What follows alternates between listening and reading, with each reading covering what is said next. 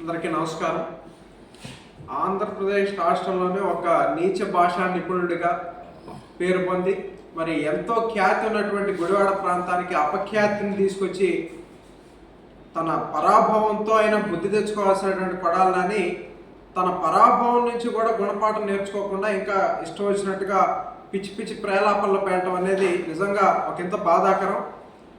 కొడాలని నిన్నగా మొన్న ప్రెస్ మీట్కి వచ్చి మళ్ళీ రాజకీయాలు మాట్లాడుతూ ఉన్నాడు. నేను ఈ సందర్భంగా అడుగుతా ఉన్నా, రాజకీయాలు మాట్లాడే నైతిక హక్కు నీకు ఎక్కడిదని ఈ సందర్భంగా కొడాలని అడుగుతా ఉన్నా. ఎందుకంటే చంద్రబాబు నాయుడు గారు కుప్పంలో గెలిచినా లేదు జగన్మోహన్ రెడ్డిని అధికార పీఠంలోంచి దించినా శాశ్వతంగా రాజకీయ సన్యాసం చేస్తానని, చంద్రబాబు నాయుడు గారి బూట్లు దుడుస్తానని, రాష్ట్రం వదిలి వెళ్ళిపోతానని శపథాలు చేసినటువంటి కొడాలని ఏమాత్రం సిగ్గు శరం లేకుండా మళ్ళీ మీడియా ముందుకు వచ్చి రాజకీయాలు మాట్లాడటం అనేది నీకు తగదు అని కూడా నేను ఈ సందర్భంగా తెలియజేస్తాను. మరి అదేవిధంగా గతంలో కూడా కొడాలని అనేక సార్లు చెప్పాడు, మా అన్న సింహం సింగిల్గా వస్తుందని చెప్పి సింగిల్ సింహం డైలాగులు చెప్పడం కూడా జరిగింది. ఈ సందర్భంగా నేను ఒకటే తెలియజేస్తా ఉన్నా కొడాలనానికి, సింహం ఎప్పుడు వేటకు వచ్చినా సరే ఓడిపోదు, వేటాడే వెళ్తుంది. అది వేటకు వచ్చి చచ్చిపోయింది అంటే అది సింహం కాదు, గ్రామ సింహం. కాబట్టి ఇప్పటికైనా ఈ పరాభవంతో సింహానికి గ్రామ సింహానికి తేడా తెలుసుకోవాలి అని కూడా ఈ సందర్భంగా మేము తెలియజేస్తా ఉన్నాం.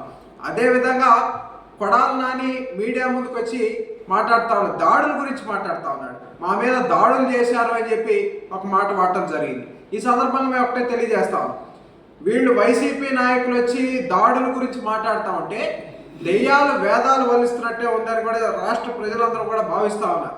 ఎందుకంటే మనం చూసుకుంటే పల్నాడు ప్రాంతంలో తెలుగుదేశం పార్టీ కార్యకర్త చంద్రయ్య కంఠం మీద కత్తిపెట్టి జై జగన్ అనకపోతే నిన్ను చంపేస్తామంటే ప్రాణం పోయినా పర్వాలేదు జై చంద్రబాబు అని చనిపోతానని ప్రాణాలు విడిచినటువంటి వ్యక్తి చంద్రయ్య. అక్కడ దారుణమైనటువంటి హత్య జరిగింది. తర్వాత విజయవాడ ప్రాంతంలో వాళ్ళకి బీపీలు వస్తే ఎలాంటివి జరుగుతాయని ఒక సమర్థించుకునే ప్రయత్నం చేశాడు.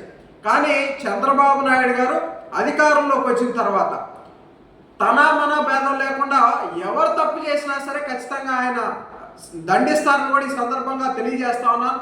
అదేవిధంగా ఇంకోటి కూడా తెలియజేస్తా ఉన్నాను, ఒకసారి ముఖ్యమంత్రి అయినాడికే అభిమానుల నుండి ఆళ్ళకే బీపీలు వస్తే నాలుగోసారి ముఖ్యమంత్రిగా ప్రమాణ స్వీకారం చేస్తున్న చంద్రబాబు నాయుడు గారికి ఎంతమంది అభిమానులు ఉండాలి? వీళ్ళు వాగిన వాగుడికి తెలుగుదేశం పార్టీ కార్యకర్తలకి ఎంత బీపీ రావాలని కూడా అడుగుతా ఉన్నాం. అయినప్పటికీ కూడా మా నాయకుడు ఆదేశాలను పాటించి సంయమనంగా ఇవాటికి మేము వ్యవహరిస్తా ఉన్నామని కూడా ఈ సందర్భంగా తెలియజేస్తా ఉన్నాం.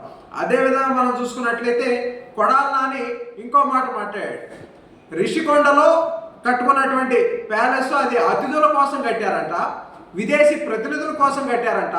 అయితే ఇవన్నీ మీరు అధికారంలో ఉన్నప్పుడు ఎందుకు చెప్పలేదు? ఆనాడు అది ముఖ్యమంత్రి నివాసం అని చెప్పి మరి అక్కడికి అప్పటి ప్రతిపక్ష నాయకుడుగా ఉన్నటువంటి చంద్రబాబు నాయుడు గారు కానివ్వండి, పవన్ కళ్యాణ్ గారు కానివ్వండి, దాన్ని సందర్శిస్తానికి వెళ్తా ఉంటే మీరు పోలీసులను అడ్డం పెట్టుకుని వారిని అడ్డగించి అక్కడ మీరు గోప్యత పాటించారు. కాబట్టి ప్రజలందరికీ కూడా అర్థమైంది అందులో కుట్రకోణం ఉంది అని కూడా ప్రజలు అర్థం చేసుకున్నారు, మీకు తగిన బుద్ధి చెప్పారని కూడా ఈ సందర్భంగా తెలియజేస్తాను.